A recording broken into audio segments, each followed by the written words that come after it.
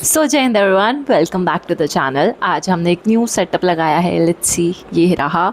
और मैं पहली बार यहाँ से वीडियो रिकॉर्ड कर रही हूँ एंड मैंने सोचा क्यों ना इस वीडियो की शुरुआत उनसे की जाए जिनको मैं पढ़ाती हूँ दिल्ली यूनिवर्सिटी में, एंड दैट्स आर ग्रेजुएशन के बच्चे। ठीक है, तो आप बहुत सारे लोग दिल्ली यूनिवर्सिटी से अगर ग्रेजुएशन कर रहे हो तो आपके लिए ये बेस्ट वीडियो होने वाला है, इवन पोस्ट ग्रेजुएशन के लिए भी, क्योंकि आंसर राइटिंग अगर आप डी की आंसर राइटिंग सीख लेते हो ना, फिर आप किसी भी यूनिवर्सिटी में हो, नो मैटर व्हाट, आप अच्छा स्कोर कर सकते हो। जी हाँ, कम मार्क्स नहीं है, मतलब आप कम पढ़ाई में ज़्यादा अच्छा स्कोर कर सकते हो। कैसे? तो आज हम वो टिप्स की बात करेंगे इस वीडियो में।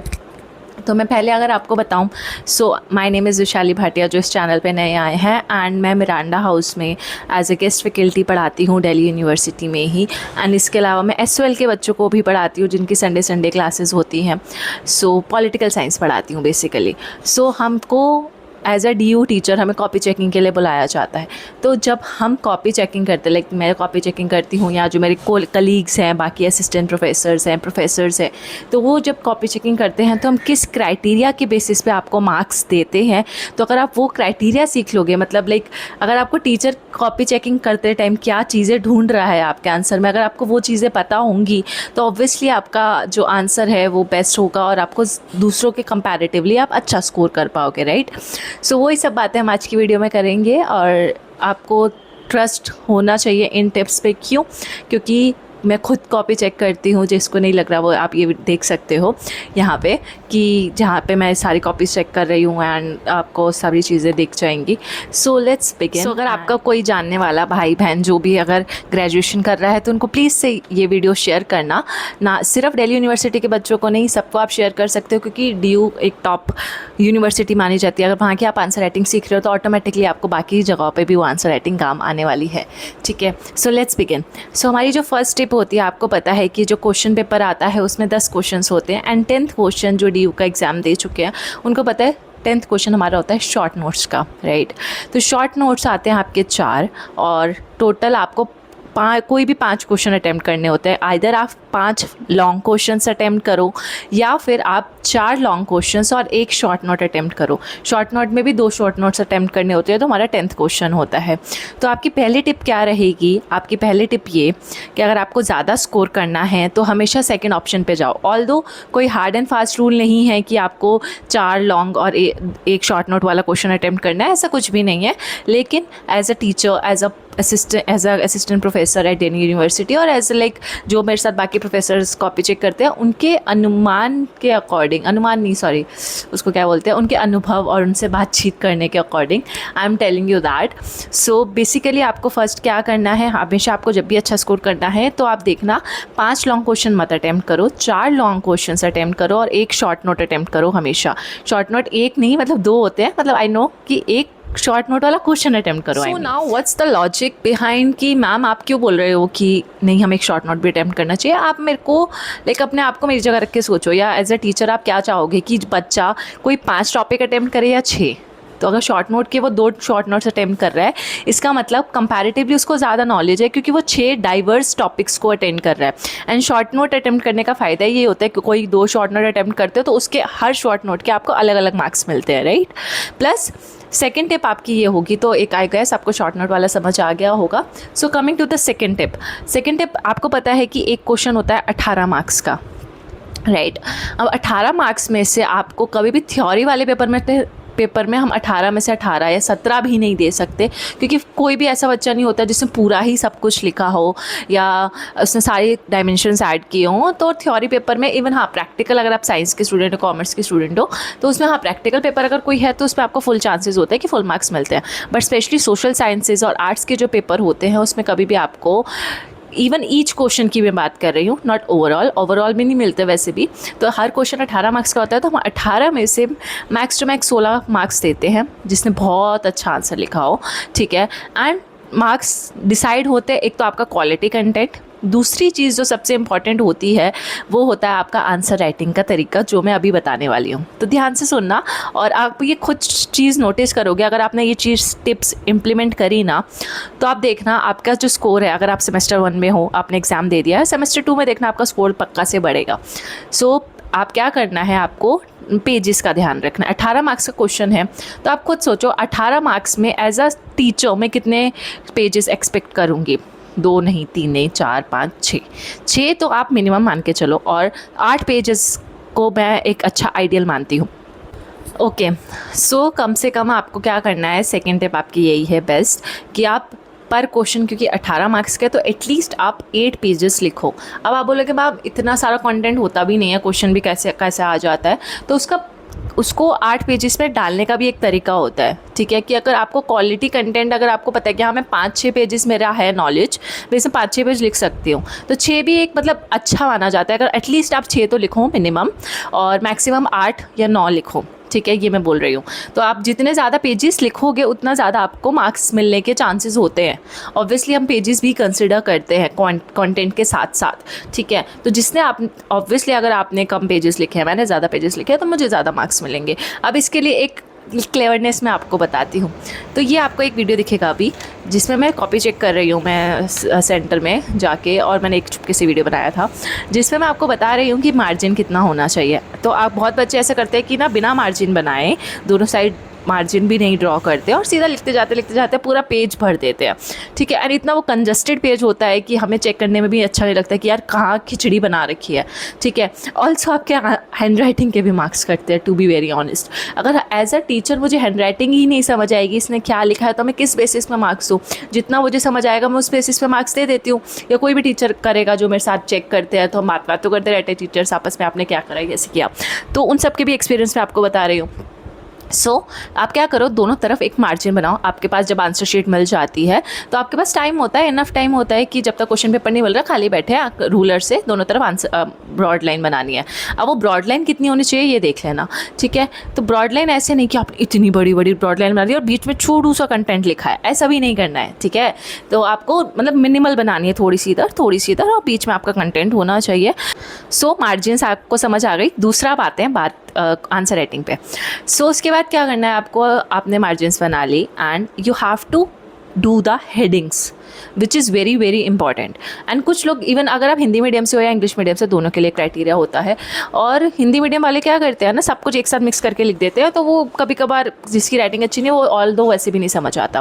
तो आपको हेडिंग्स भी डालनी है, और पैराग्राफ्स में अगर आंसर लिख रहे हो तो प्लीज़ कम से कम 6 या 7 लाइन के बाद एक लाइन छोड़ दो, ताकि सांस मिले, पेपर को भी सांस मिले और हमें भी चेक करने में अच्छा लगे वो चीज़। प्रेजेंटेबल होना भी उतना ही इम्पॉर्टेंट है। अगर आप देखो आपने सेम कंटेंट लिखा है ना, और आपकी फ्रेंड ने भी सेम कंटेंट लिखा है, पर आप उसको ज़्यादा मार्क्स मिलेंगे अगर उसने पैराग्राफ्स या पॉइंट्स में लिखा है। सबसे अच्छी बात, पैराग्राफ से भी अच्छा होता है पॉइंट्स में लिखना चाहिए। कुछ चीज़ें ऐसा नहीं कि पूरा ही पॉइंट्स में लिख दिया तो भी मार्क्स कट सकते हैं। पैराग्राफ्स जैसे आपने इंट्रोडक्शन लिखा, एक पैराग्राफ लिखा, अगर इंट्रोडक्शन आपको बड़ा लिखना है तो 2 पैराग्राफ में मैक्स, उससे ज़्यादा नहीं। इंट्रोडक्शन के बाद जो मेन चीज़ क्वेश्चन में पूछी है उसकी हेडिंग दो।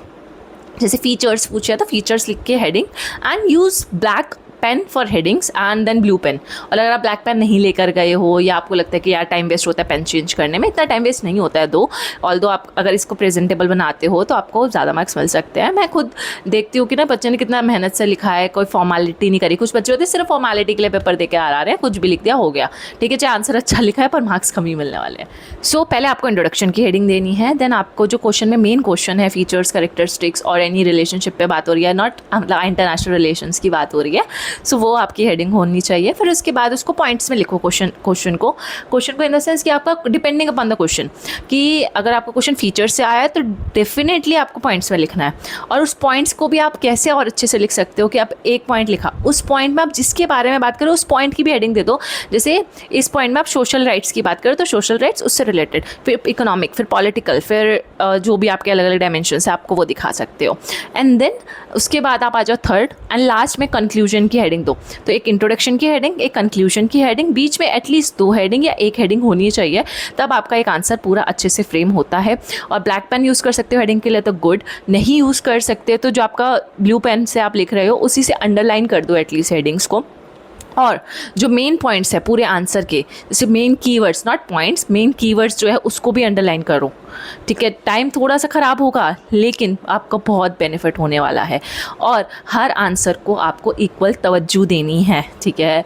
लाइक जैसे होता है ना, आपके मम्मी पापा आपके लिए समान है, सो आपको दोनों को लाइक ऐसा नहीं, कुछ बच्चे क्या करते हैं शुरू में इतना अच्छा आंसर लिखेंगे, इतना अच्छा आंसर लिखेंगे, एक बार मन खुश हो जाता है, सोचते हैं कि बाकी क्वेश्चन में भी इतने था, बाद में पता चलता है दूसरे क्वेश्चन पहुँचे अच्छा लिखा है, तीसरे चौथे पाँचवें क्वेश्चन तक आते आते 2-2 3-3 4-4 पेज लिखे हुए हैं, बस ख़त्म। और वो भी इतना मतलब राइटिंग भी ख़राब होने लग जाती है उसके बाद। तो राइटिंग का ठीक है, मतलब 1-2 बाद आप थोड़ी सी राइटिंग आपका स्पीड तेज़ हो जाता है, लेकिन आप 3 घंटे के अकॉर्डिंग अपना टाइम बांटो। और अगर आपको लगता है कि नहीं आपकी स्पीड तेज़ नहीं है तो 6-6 पेज हर 5 क्वेश्चन को 6 पेज में करो। जैसे लाइक शॉर्ट नोट्स में स्पेशली कम से कम 3 या 3.5 पेज का आपका एक शॉर्ट नोट होना चाहिए एंड दूसरा शॉर्ट नोट भी 3-3.5 पेज का। तो बस इतना आप लिखो और उसको इवन शॉर्ट नोट्स में भी आपको इंट्रोडक्शन की हेडिंग डालनी है, मेन हेडिंग डालनी है, कंक्लूजन की हेडिंग भी। तो ये 3 हेडिंग्स अगर आपके आंसर में होती है तो बहुत अच्छा आंसर होता है। पैराग्राफ्स आपको 5 या 6 लाइन से ज़्यादा एक पैराग्राफ बड़ा नहीं होना चाहिए, लाइन होना चाहिए। कितने पे कॉपीज़ में चेक करती हूँ जो पूरा पेज भरा होता है, लाइक शुरू से लेकर एंड तक, ना मार्जिन है ना कुछ, ना कोई एक लाइन छोड़ी भी नहीं है। और वैसे ही हमारा दिमाग खराब हो जाता है इतनी सारी चेक करके, तो हम माइनस कर ही देते हैं ना चाहते हुए भी, चाहे आंसर अच्छा लिखा हो, ठीक है। तो आपको चेक करके मूड स्विंग्स का भी ध्यान रखना है, ठीक है। उन मूड स्विंग्स हम भी इंसान है, आते हैं, ठीक है। और फिर इसके अलावा आप पेजेस का ध्यान रखना है, शॉर्ट नोट्स का मैंने बता दिया। So your third tip of answer writing is very very important. जो मेरे से स्टूडेंट्स पढ़ रहे हैं और मेरा वीडियो देख रहे हैं तो उनको पता है मैं क्लास में सबसे ज़्यादा एक चीज़ बताती हूँ कि माइंड मैप्स बनाओ। जिसको नहीं पता माइंड मैप क्या होता है, ये होता है एक कंसेप्ट मैप होता है, एक माइंड मैप होते हैं। तो अगर आपका क्वेश्चन पे डिपेंड करता है कि अच्छा इस क्वेश्चन में अगर कुछ हायरार्की पूछी है तो you have to make concept notes कि एक है, और ये ऐसे नहीं आंसर के बीच में बना सकते हो, या तो जैसे आपने कुछ आंसर लिखा, उससे क्या होगा ना, बेस्ट चीज़ आपका पेज भी भर जाएगा। मतलब एक माइंड मैप बना दिया, उससे आपका एक पेज एक्स्ट्रा होगा, टाइम भी नहीं लगा। मतलब माइंड मैप बनाने में कितना ही टाइम लगता है, मुश्किल से 1 मिनट। तो आप सोचो 1 मिनट में आपके आंसर एटलीस्ट 2 मार्क्स या 3 मार्क्स आपके बढ़ जाएंगे, ठीक है। क्योंकि हमारे पास ऐसा टाइम नहीं है ना कि हम पूरा पैराग्राफ पढ़ रहे हैं, सब कुछ बीच बीच में से पढ़ रहे हैं ऑब्वियसली, लेकिन अगर आपने एक माइंड मैप बना दिया, फॉर एग्जाम्पल जैसे पॉल साइंस पढ़ाती हूँ मैं, तो पॉल साइंस का एग्जाम्पल ले लेते हैं। 3 जनरेशन ऑफ राइट्स पूछा हुआ है, socio economic, political rights, civil rights, cultural rights, and उससे रिलेटेड कुछ थिंकर्स आपको याद हैं, ठीक है। सो आपने क्या किया, एक बीच में एक सर्कल बनाया, बीच में लिखा राइट्स, और उसके ना चारों तरफ उसके बाल बना दिए, मतलब ब्रांचेस बना दी, एंड उसमें एक में लिख दिया आपने सोशल, एक में लिख दिया इकोनॉमिक, एक में पॉलिटिकल। और उसके अलावा आपने क्या करा, उसमें ये भी लिख दिया कि 19th सेंचुरी में, ये 20th सेंचुरी में, ये 21st सेंचुरी के राइट्स है हमारे इन्वायरमेंटल राइट्स लेटेस्ट वाले, और आपने सेंचुरीज भी लिख दी उसके आसपास। तो देखो हमें सिर्फ माइंड मैप पढ़ा और टीचर ने देखा और उन्होंने कहा यार इसको सब कुछ आता है, इसमें बीच में भी अच्छा लिखा होगा, और हमने बीच का हमने अंडरलाइंस वगैरह भी देखी उसने, एंड आप मानोगे नहीं, सेम आंसर आपने लिखा और मैंने लेकिन माइंड मैप बना दिया, तो ऑब्वियसली मेरे को ज़्यादा मार्क्स मिलेंगे। इवन कंसेप्ट मैप बना सकते हो आप, अगर हायरार्की वाला क्वेश्चन है कि ऐसा है और इसके दो डायमेंशंस है, एक पॉलिटिकल एक सोशल, और पॉलिटिकल के अंदर फिर 3 डायमेंशंस है और सोशल के अंदर फिर 3 डायमेंशंस है, तो वो भी आप कर सकते हो। तो इससे क्या होगा, आपके 4-5 पेज 5-6 पेज आराम से भर जाएंगे। तो ये उन बच्चों के लिए स्पेशली, एक तो ऑब्वियसली जो अच्छा पढ़ रहे हैं वो तो बनाएंगे ही, और स्पेशली उनके लिए भी टिप्स है जिन्होंने कम पढ़ा या मतलब पढ़ा ही नहीं, या मतलब साल में कुछ नहीं पढ़ा और एग्ज़ाम से 1 दिन पहले पढ़ के जा रहे हैं, तो उनके लिए भी ये हेल्पफुल टिप होगी। क्योंकि आपको एटलीस्ट थोड़ा बहुत तो पढ़ना होगा ना, आइडिया होगा। तो एक माइंड मैप ही बना के आ जाओ, कम से कम 5 पेज ही भरा हो यार, तो एटलीस्ट आपको वो जो पास होने वाला होता है ना कि यार मैं बस फेल ना हो जाऊँ, वो पास तो हो ही जाओगे, ठीक है। क्योंकि mind map are the best. मैंने ये अपने एक्सपीरियंस से, सारे टीचर्स प्रोफेसर जो हम साथ में कॉपी चेक करते हैं, they give extra marks for that, ठीक है। In even they give extra marks for points, अगर आप पॉइंट्स में आंसर लिख रहे हो। लेकिन हर ऐसा होता है कि ज़्यादातर 90% ऑफ द क्वेश्चंस में आपके पास ऑप्शन होता है कि आप पॉइंट्स में आंसर लिख सकते हो। कोई क्वेश्चन ऐसा होता है कि बहुत ज़्यादा थियोरेटिकल है, तो उसमें पैराग्राफ्स में लिखो, एंड पैराग्राफ्स में भी अगर आप लिख रहे हो तो एटलीस्ट उस पैराग्राफ के अंदर आपने क्या चीज़ मेंशन की है उससे रिलेटेड एक heading in the sense 2-3 keyword underline कर दो, ठीक है, उसमें जो मेन पॉइंट है उस चीज़ का। सो ये हो जाएगा आपका, एंड ये आपकी मेन टिप्स हो गई आई गेस। मैंने सारी टिप्स पे बात कर ली, मैंने मार्जिन पे बात कर ली, मैंने माइंड मैप्स और हेडिंग्स की बात कर ली, अंडरलाइन करने की बात कर ली, शॉर्ट नोट्स क्यों अटेम्प्ट करना है वो बात कर लिया। तो बस अगर आप इतना भी चीज़ ध्यान में रखते हो सो आपको कंपैरेटिवली दूसरों के अच्छे मार्क्स ज़रूर से मिल जाएंगे। और अगर आपकी कॉपी चेकिंग मेरे पास आएगी तो ऑब्वियसली मैं समझ जाऊँगी इन्होंने ये वीडियो देखा होगा और मैं आपको ऑटोमेटिकली ज़्यादा मार्क्स दे दूँगी, ठीक है। सो आई होप आपको ये वीडियो अच्छा लगा होगा, इन्फॉर्मेटिव लगा होगा। एंड कोशिश की मैंने सब कुछ अपने एक्सपीरियंस के अकॉर्डिंग, बाकी कलीग्स के अकॉर्डिंग डिस्कस करने की। और आई होप आपका मेरा एक्सपीरियंस आपके लिए काम आए। प्लस मैं पॉलिटिकल साइंस इस चैनल पे पढ़ाती रहूँगी, अलग अलग वीडियोस लाती रहूँगी। बुक्स अगर आपको कोई फरमाइश है कि मैम ये बुक्स पढ़ा दो, या इवन आर्टिकल्स आप पढ़ना चाहते हो, तो प्लीज़ मुझे कमेंट सेक्शन में बता देना। जैसे हमें मास्टर्स में और ग्रेजुएशन में रीडिंग्स मिलती हैं, तो अगर आपको कोई रीडिंग नहीं समझ आ रही है या आपको लगता है कि नहीं आ रहा, तो आप मेरे को बोल सकते हो, कमेंट सेक्शन में बता सकते हो। मैं उस रीडिंग को पर्टिकुलर उसका वीडियो बना दूंगी और उसको ट्रिक्स के साथ याद करवा दूंगी कि आप भूलो भी नहीं, ठीक है। अगर आपको लगता है कि आप नए हो मेरे चैनल पर, आप मेरे पुरानी वीडियोस या इवन शॉर्ट्स कोई भी उठा के देख लो कि मैंने ट्रिक्स और स्टोरीज ऐसी बना रखी हैं कि बच्चों को एक ही बारी में याद हो जाता है। एंड हम बहुत फ़नी तरीके से पढ़ते हैं, बीच बीच में जोक में भरते रहते हैं। और आई एम वेरी हैप्पी कि मैंने पहली बार न्यू माइक लिया और अपने स्टैंड और सबसे वीडियो बनाया है। आप बताना कैसा लगा, और अगर वॉइस ठीक आ रही है कि नहीं। येस, बहुत लोगों का हमेशा मेरी वीडियो में कंप्लेंट होती है कि मैं वॉइस नहीं आ रही, आवाज़ आ रही है, पीछे बहुत डिस्टर्बेंस है, इरिटेशन है। तो भाई मैंने थोड़ा सा पैसा खर्च करके एक नया ही माइक मंगा लिया है। इवन ये 3rd माइक है, वो पहले 2 बहुत ख़राब हो चुके हैं। सो ठीक है, मिलते हैं फिर नेक्स्ट वीडियो में। Thank you so much for watching नहीं। और अगर अच्छा लगा तो do like, share and subscribe the channel. Bye bye.